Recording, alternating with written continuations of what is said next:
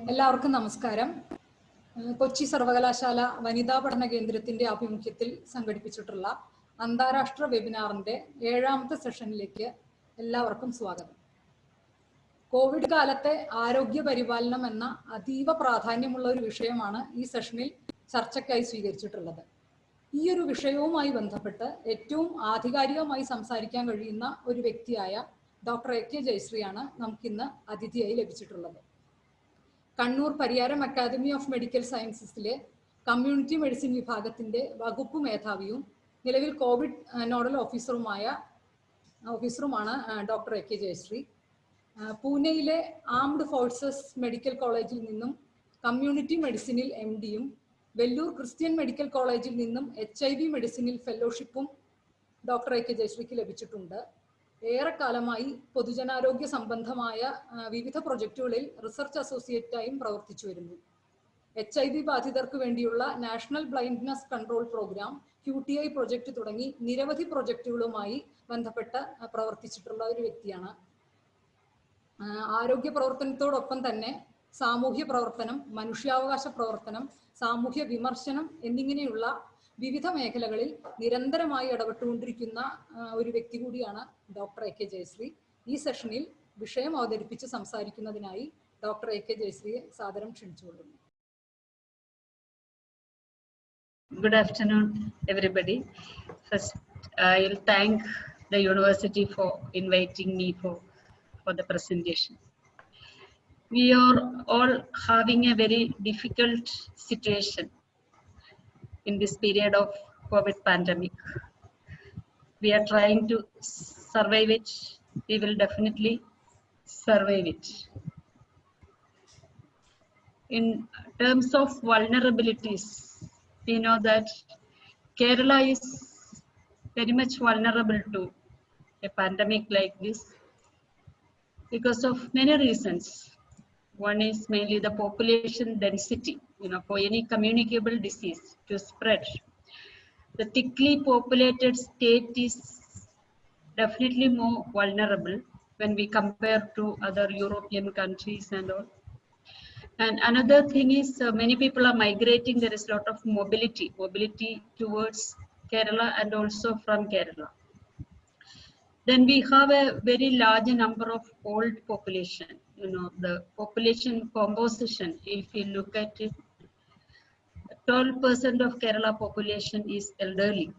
It's again very much vulnerable for a pandemic like this. So I was talking about the vulnerability of Kerala, being a very highly populated area and also having a very high number of old age people. The population composition shows that the old age people are very large number, and also mobility of people in towards Kerala and also outside Kerala, it is high. Then there is comorbidities. Many people are affected by other diseases like heart disease, kidney disease, liver disease, etc. So that the vulnerability is very high in Kerala. But even then, we all know that Kerala has emerged as a good model for many other countries, being a model for even developed countries. How we were able to achieve this? The main factors which are led to at least to a minimum level of protection and minimum level of reduction of the mobility and mortality is because of our preparation, how we have prepared for the pandemic. And another aspect is the continuous vigilance we are keeping. We are having continuous vigilance or surveillance system, which is very unique to Kerala. And at the same time, we had all difficulties how to face this situation. For that, every day we have to develop new systems because this is very new and many of the areas are very uncertain. What is going to happen next? Lot of uncertainties are there.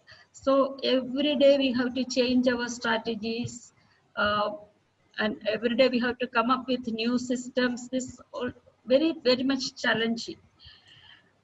And if you look at the history of the evolution of the disease in our state, we can see that we have passed through different stages. You know, even when the disease was affecting Wuhan in China, from that time onwards, we were very alert. We started our preparation, and slowly we started receiving people from these countries also. You know, we had our first case in January 30th, the same day the WHO declared it as a global pandemic. So from that time onwards, we were preparing and very much vigilant. And those days, I remember what we were doing every day morning. We will be looking into internet and all. We want to know which new country is affected, so that we have the migrant population all over world. So people will be coming from our own people will be coming from different countries. So we wanted to know from which are the countries affected that time. So now all these things are past. Now all these are stories. You know, now everywhere it is. You know, in Kerala also we have so many cases, and it has been spreading. Every day we are reading in the newspaper, and we are watching in the television. But that time, when people started coming to our airports, and especially when people were coming from UAE, before that we were not much worried. Majority of our migrant population are in UAE, and when they started coming, we also become more vigilant, and our systems we also prepared for that. So as soon as they enter our country, whenever they are coming to the airport, that time itself we means we are a team of people. It is not only the people who are working in the health. So it is a much coordinated work along with the healthcare providers. So there are police, then there is all the administration people from the elected bodies. So it is like a teamwork. So there are volunteers. There will be volunteers in the airports, and that time onwards, we will be taking care of the people who are coming from outside. They will be quarantined, and then they will be tested whenever if they develop some symptoms. They will be tested and isolated, and all these things, all these coordination need a lot of effort from different people. Then again, we have evolved into another stage, like when people from other states also started coming. So in between, we had the lockdown. We have all experienced lockdown. You know, during lockdown, we were supposed to prepare for the epidemic, but I don't know how far we were able to. All the people, how far they were able to prepare for themselves. But we have undergone that period, and after that people started coming from the other states. Then we had to be more vigilant, and the work there was tremendous work to we had to be very vigilant in the borders where these people are coming. So all this work actually have been done by so many people in the health sector and the other sectors also. And now we are in a stage where we have started the clusters. Now you are all heard of clusters. There are areas where there are so many cases coming together. Maybe the family, neighbors, or any people who are they are coming into contact, will be forming a cluster. Then what we will do, we have to contain the disease in that area. Again, there is a difficulty. We have to ask people not to move out of their houses, and of course everybody is suffering because of that. So it has been different stages we have been going through. That is what I have explained, and why we are taking this much of precaution, or all these preventive measures we are taking. We all know that there is no proper treatment or vaccine so far developed for this disease. That is why we are all taking more precaution, or we are more focusing on the preventive measures. So it is a non-pharmacological intervention we have been mainly focusing from the initial stage onwards. Um, Another aspect is its public health importance. Why we are so worried, why we are taking so much of precaution. It is like a flu, it is an influenza like disease. We have before also we have experience of influenzas, but what is the specialty of this? So this disease, if we have some comorbidities and if it is affecting the old age people, there is more chance of mortality. That is why we are all worried, and there is so much of uncertainty. There was uncertainties about the disease. So the problem is that majority of the people are having no symptoms, and they will be coming out, they'll get cured naturally. But even if 1% is affected or 1 to 3% is affected, uh, our bed strength may not be sufficient to deal with all these cases. That is the main problem. Our resources, our healthcare facilities, or our bed capacities may not be sufficient for the all the people affected together. That is the main problem. And if we have so many other diseases also in our very prevalent in our state, so we may not be able to give sufficient care to those people also.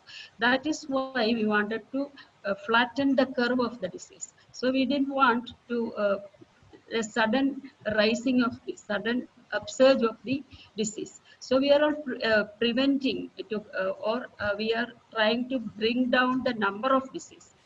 So that is the public health importance of it. So initially, we were giving focusing more on the preventive aspects, that is quarantine, then testing, then isolation, and all these things. And also if preparation of the hospitals, that also is very, very important, because at least 1% of people are becoming very serious or severely affected. They need critical care. That is one thing. Another aspect is, again, in the hospitals also we have to prevent the spread of the disease. Again, a tedious task. So we have to strengthen our infection control measures, and we need special rooms, special intensive care units, special wards. So all these we have to prepare. And also the transport of the people. Transport of the people, maybe from the airport or from the borders.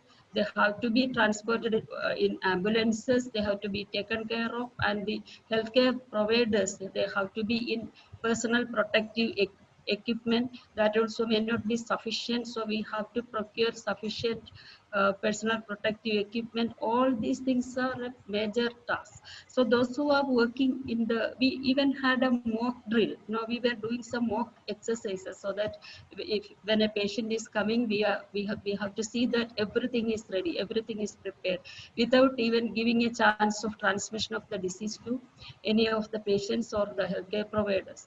So it is very, very difficult task. Another is that when the people are coming from outside, they are also very anxious. You know, they are in a lot of stress and anxiety, and they may be calling you anytime. Maybe night, in the midnight also people will be calling, and there will be a lot of coordination required between the hospitals and the other administration and the police and the transport system, the ambulances. So much of coordination, so that day and night we may have to, it was like day and night work. And a very unique feature in Kerala, we cannot ignore that the majority of the frontline workers or the leaders, starting from the local level to the higher administrative level, they are women, mainly women. It is not only women, but the majority of the people who are working are women, starting from the ASHA workers in the local level, even the health minister and the other administrative officers, then doctors, nurses, main chunk of nurses are women. Then ASHA workers are women, you know, the healthcare, other health workers like public health nurses, then the nurses working in the hospitals, and all the level is a major contribution from the women. That also is a very notable feature in Kerala. And usually people from outside ask you why the women are taking that so much leadership in the healthcare setting. It is something very unique to Kerala because of the maybe of the high education and also many movements here, and also our decentralized planning and all these things might have contributed to that. Okay. Then coming to the, again, I was talking about decentralized planning. Uh, that also is something make Kerala very unique or special. Because one major factor behind our success in Kerala is the local organization of all these things. So much of monitoring is needed in the grassroots level. In the grassroots level, you know, if a person is going to quarantine time, usually it is very difficult to follow. If you have been in quarantine, you may be knowing it is there will be a feeling of isolation, and you are isolated from your own family members. You are isolated. Sometimes you are coming back to your home after so many years, then you cannot see and you cannot touch your children, and you cannot touch your spouses and the parents. So a lot of emotional problems also will be people will be facing. So it is very difficult to monitor this quarantine and isolation. But the Kerala system has developed as a team. It is like a teamwork in the local level also. There will be people like Asha workers, Anganwadi workers, and somebody from the Panchayat, and they form a team, and they will communicate with the families continuously. And sometimes there is a involvement of police, and police also is taking a major role in monitoring these things. Sometimes there may be some problems also. I'm not ignoring that. When too much of monitoring will be difficult for the people also. But I think in such emergency situations, we don't have other way. So everybody has to understand, everybody has to work together. So that has been happening to a great extent. Then I will, especially I want to talk about the nurses actually. Nurses also contribute a lot to this situation, and many times I don't know how far they are acknowledged for this. At the beginning onwards, they have to do a lot of hard work, and you're working in the PPE, you know, this personal protective equipment with all these jackets and mask and goggles and everything together. It is too difficult to care people in the inside the ICU, in intensive care unit or the wards. Continuously, they have to be in that, and many times they say that they may not be able to drink water also properly, and sometimes water may not be available. But some people are really acknowledge them. For example, recently I have read in a newspaper, it was actually about the college where I am working, and one person has written in the paper that he was in the ICU. He has become a patient, and he was in the ICU, and the nurses were coming very close to him, and then he asked her, are you not afraid? Why you are coming very close to me and doing all these things for me? So then her answer was that is interesting. She asked him back that no, how I can be a human even after using all these PP and everything, and how I can be a human being if I am not doing it. So that is the kind of attitude of the many of the nurses.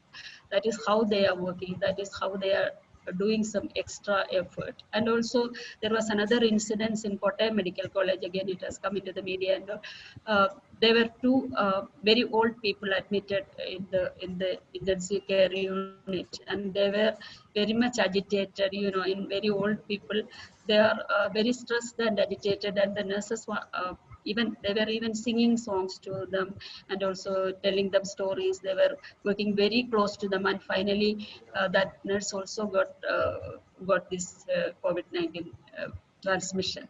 So there are many instances nurses are working like that. And actually now we are giving some rest period for them. One continuous, it is like quarantine only. 1 week if they are working 1 week continuously, another next week they can take rest, and but they will be isolated. They will be isolated from their own families. So I have asked many of them. They tell that it is very difficult and very difficult to look after their families and children. You know, in our culture, there is a division of labor. Majority of the women are taking part in the domestic work, you know, and a very little contribution from men. That is our culture. So in this period, all these people who are working in the health sector, it is very tough time for them. You know, many of them tell that they are sending their children to relatives' house, and even if they are alone, they have to be worried about the children. Then they, you know, it is like a double work. They have to take part in the hospital work and in or the community activities, as well as their own. They have to look after their own families.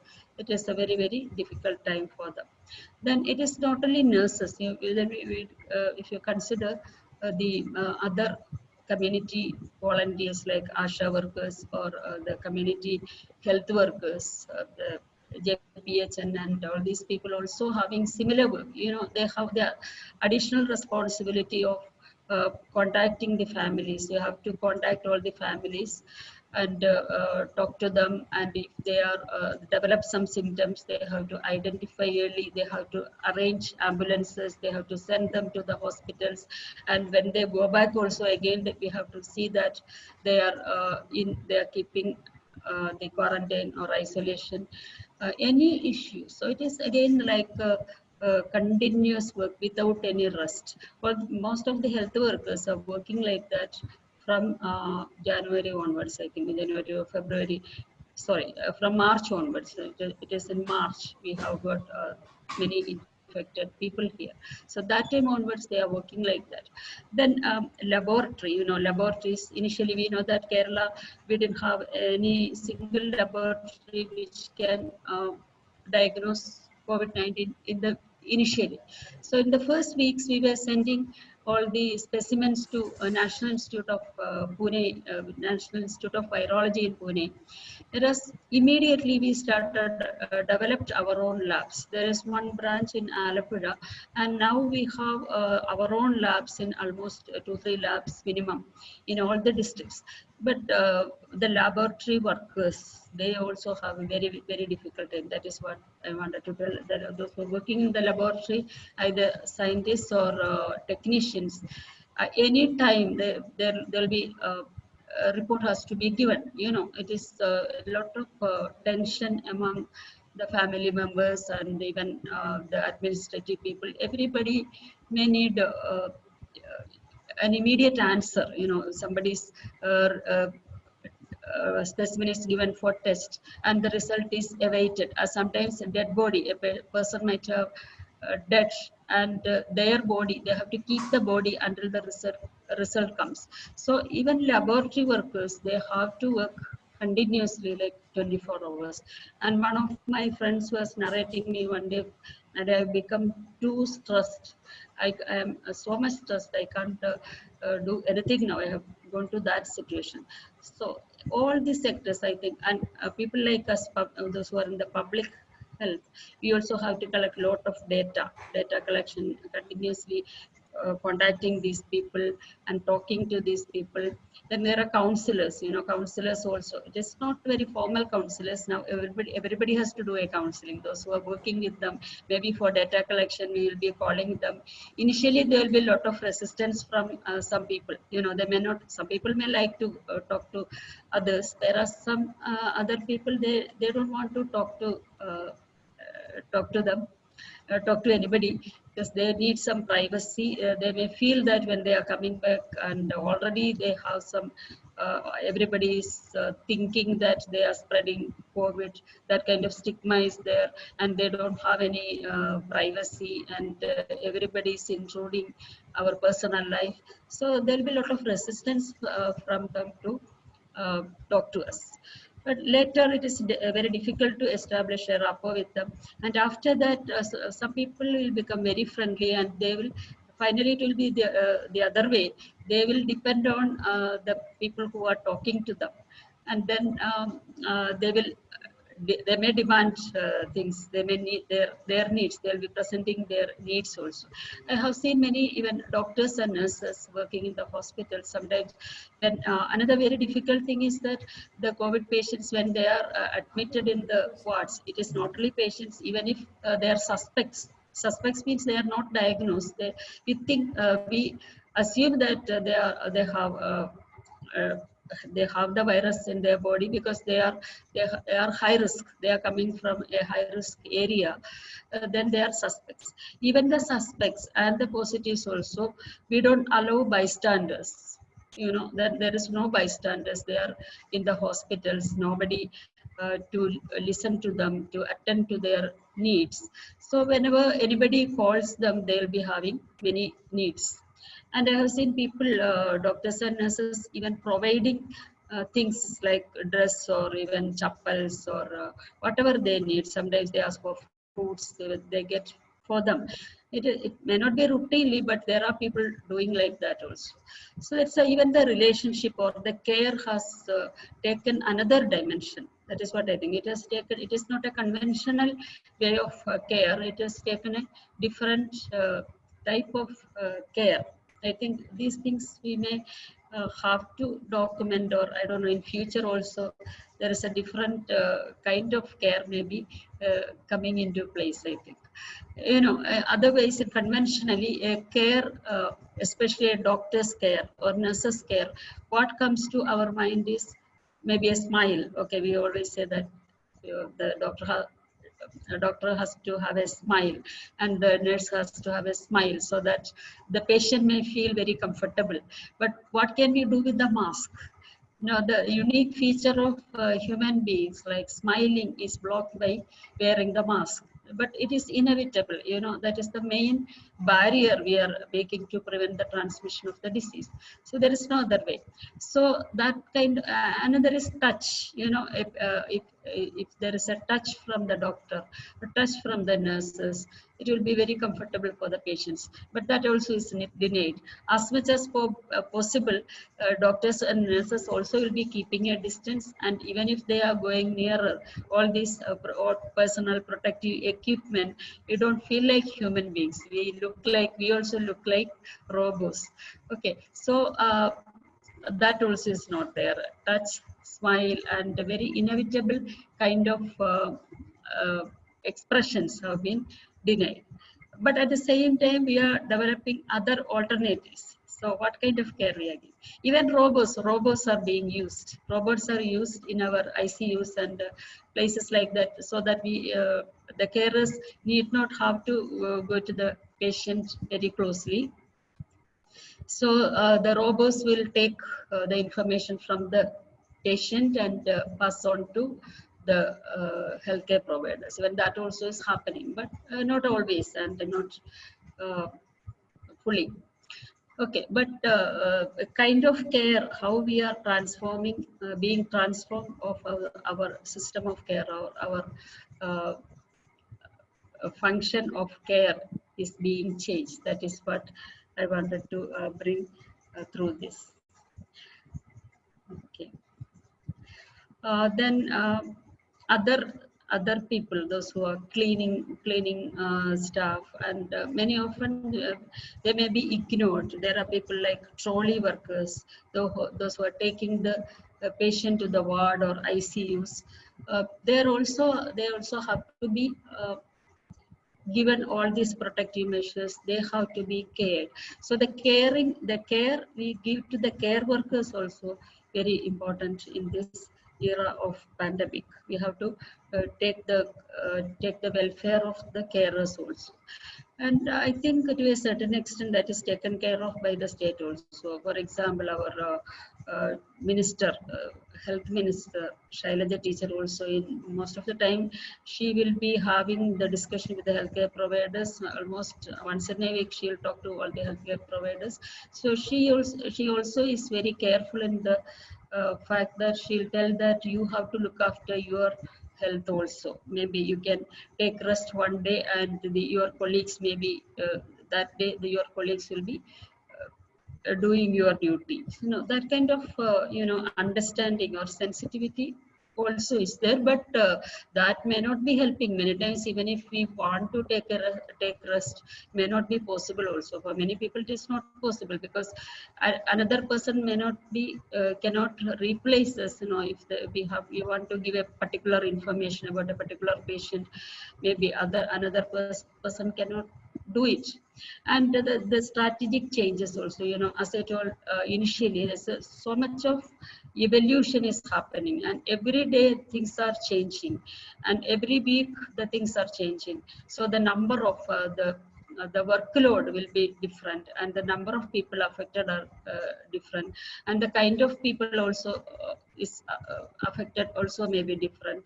For example, I told you initially it was those people coming from other countries, and later it was more people coming from other states, and then it will be family members that from initial period onwards, there were families coming together with COVID positivity, or those who have been suspect, the husband, wife, then the in-laws, parents and children, even small children also coming together as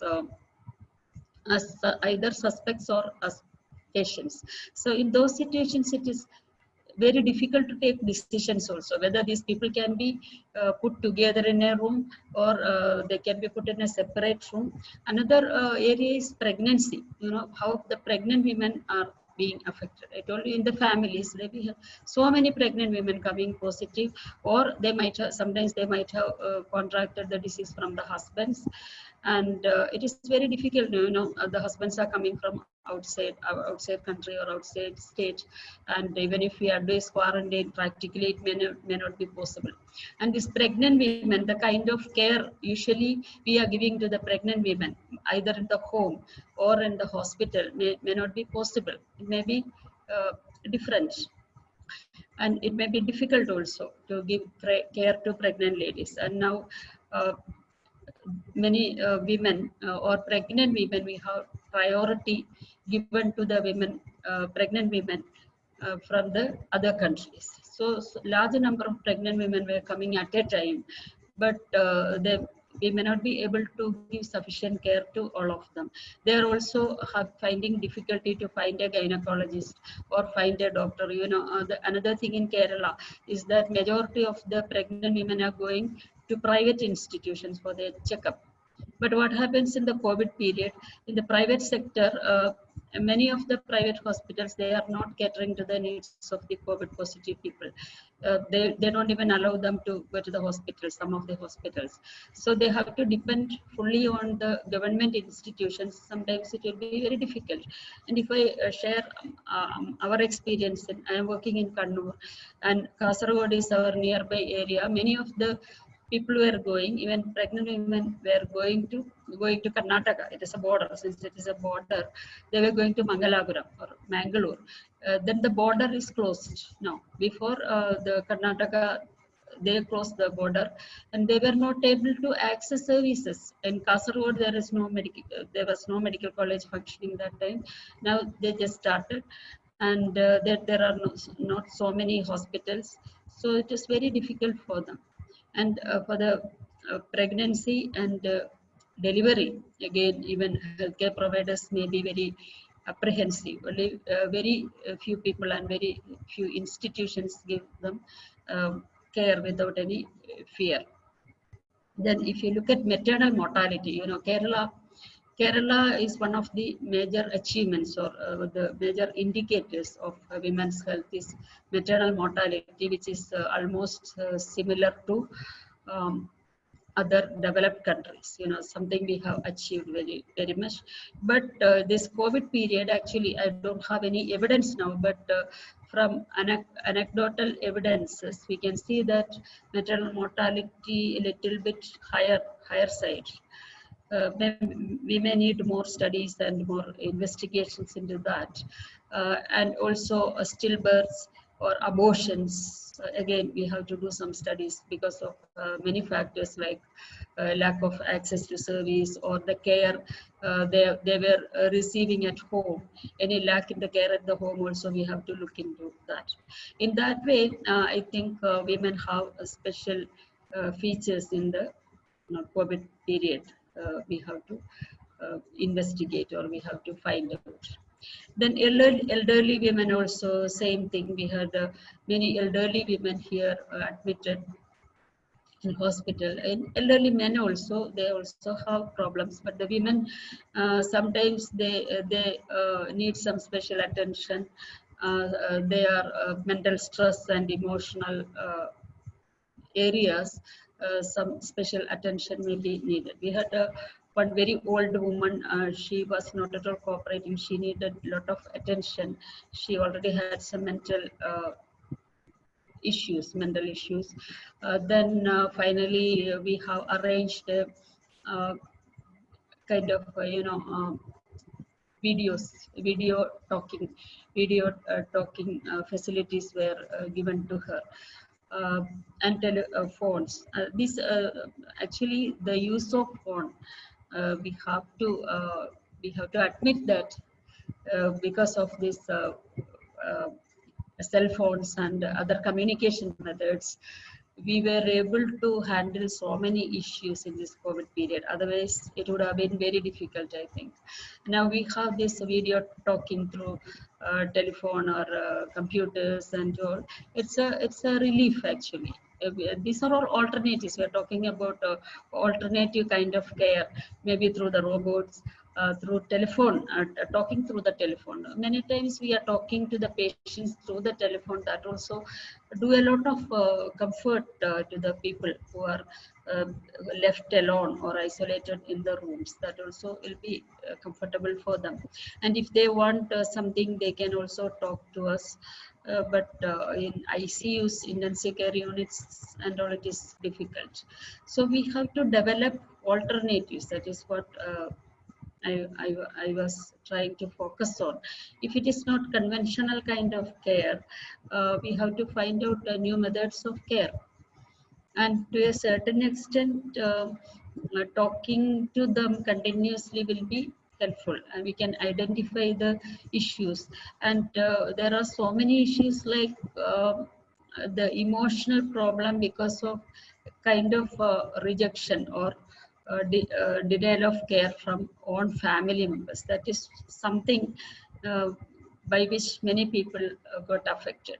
Now we are seeing many incidences of suicide, and I won't say that it is mainly because of the COVID affection, but the stress or anxiety produced by the COVID situation may be precipitating if they have already some anxiety or stress or depression or something, that will be precipitating, or that will be exaggerated during this period. That is what I think. Uh, we had many instances by which the people are experiencing different kinds of mental agonies.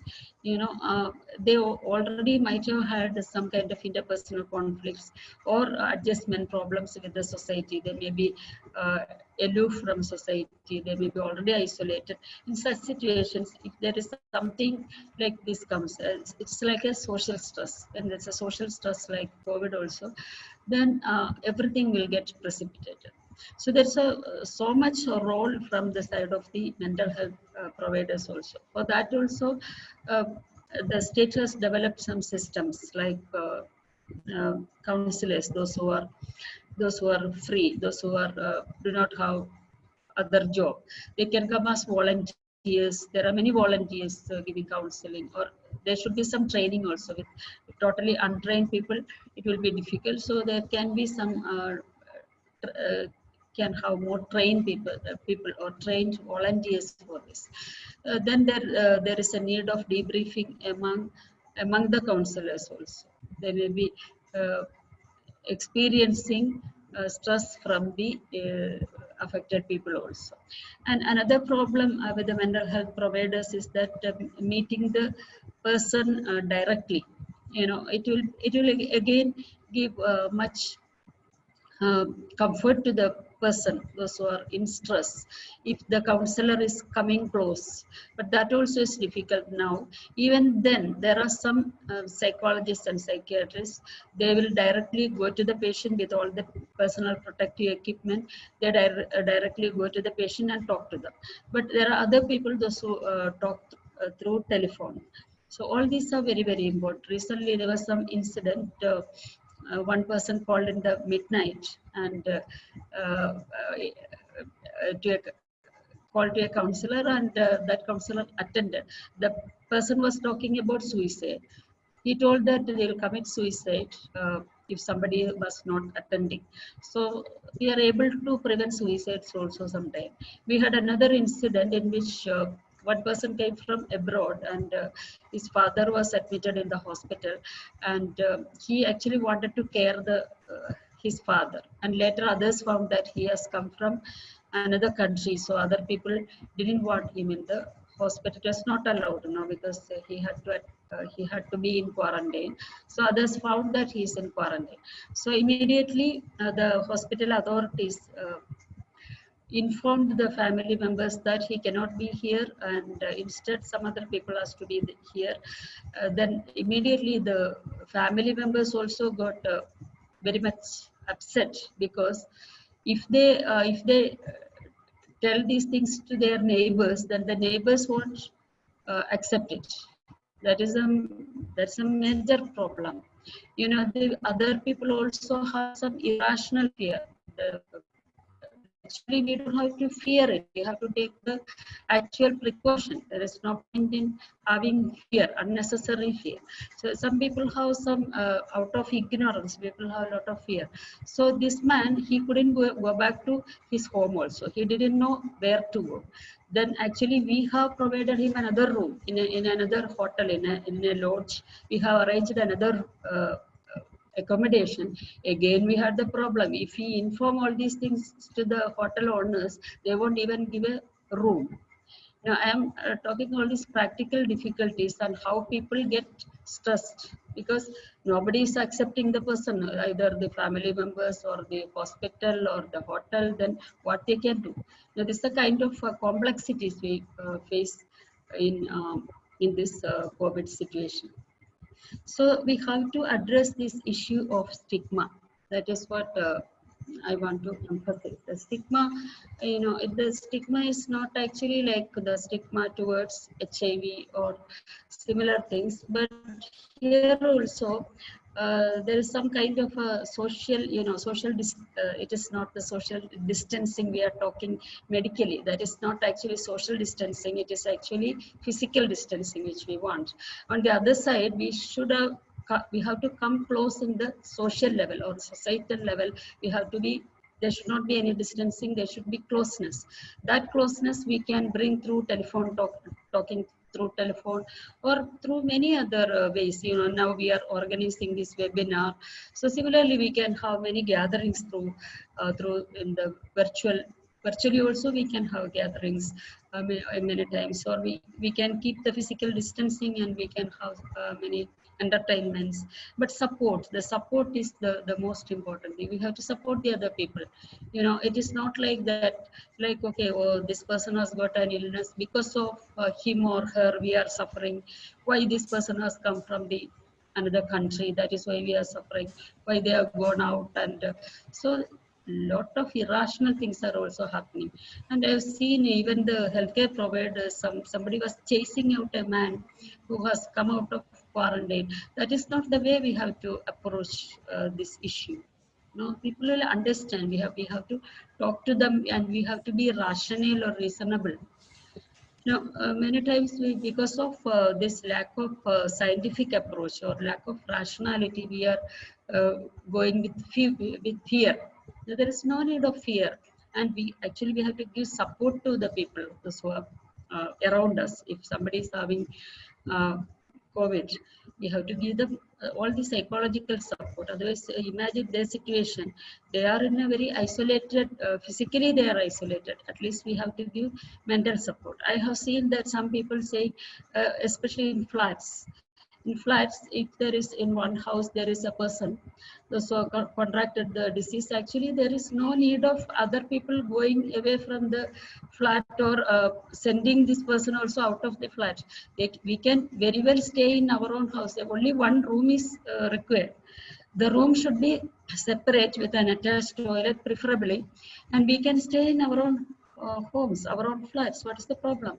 And it will not get contracted like that. In that case, we should know how it is transmitted. If you have a proper knowledge of how it is being transmitted, there is no need of fear at all. You know, it is transmitted only through droplets. Droplet means it is a small drop coming out of our mucus from our throat or our nose. It is very small. It is micro. It is less than 1 micron, but that also there is some weight in their level. There is a weight, so that won't fall beyond, even when we are sneezing or coughing, it won't go beyond 2 meters. So we don't have to be that kind of fearful.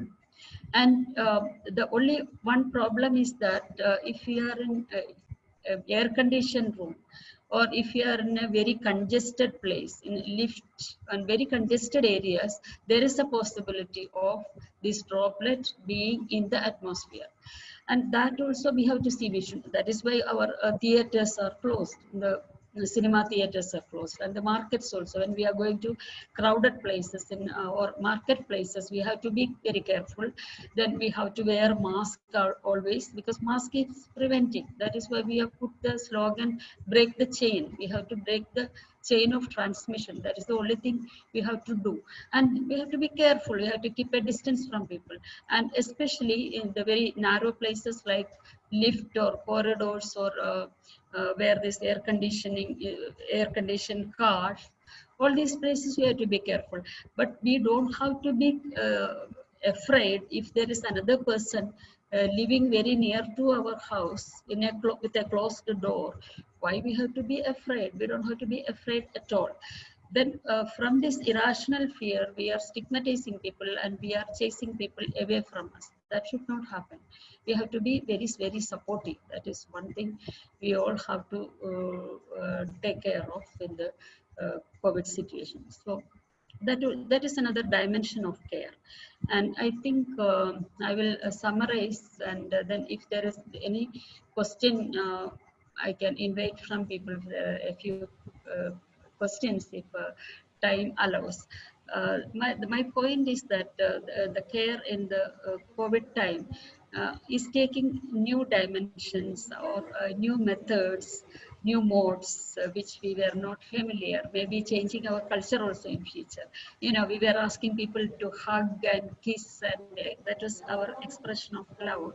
At least for a temporary time, we have to withdraw all these things for some time. So, but we have to find ways of loving expressions and different ways of expressions of love and care. That is the main thing. So maybe through telephone, talking through the telephone, video talking, and all these things, we can develop newer methods of supporting each other and communicating each other. And one more point I want to tell: it is not only interpersonal care. We cannot confine the concept of care to interpersonal level alone. That is one level. The same way it should be in the societal level also. That's why I was talking about stigma. And if it is a person who is very close to you, is our colleague or a family member, then we are fine. But at the same time, if it's a person is not known to us, then we immediately hate that person.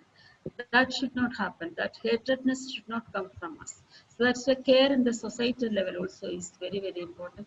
And also justice, you know, this justice also is a different kind of a care. And there should be access to service to all people, and it should be justful. And care should be a part of justice also. Okay, I will like to stop here, and please ask any questions. നന്ദി madam. Covid കാലത്തെ ശാരീരികവും മാനസികവുമായ ആരോഗ്യ പരിപാലനവുമായി ബന്ധപ്പെട്ട് മാം വളരെ വിശദമായി തന്നെ സംസാരിച്ചു. ഇനി ചില ചോദ്യങ്ങളുണ്ട്, ചോദിക്കാം. Do you think people have stated taking break the chain lightly due to the low mortality rate of COVID-19? It is not audible, not properly audible. Can anybody repeat it? Okay, ma'am. Can you repeat? It is not audible. Do you think people have stated taking break the chain lightly due to the low mortality rate of COVID-19? Low mortality rate of COVID-19. Low mortality. Yeah. Yeah, definitely. Our motto is low mortality. That is something we are focusing in the present moment. You know, that is possible.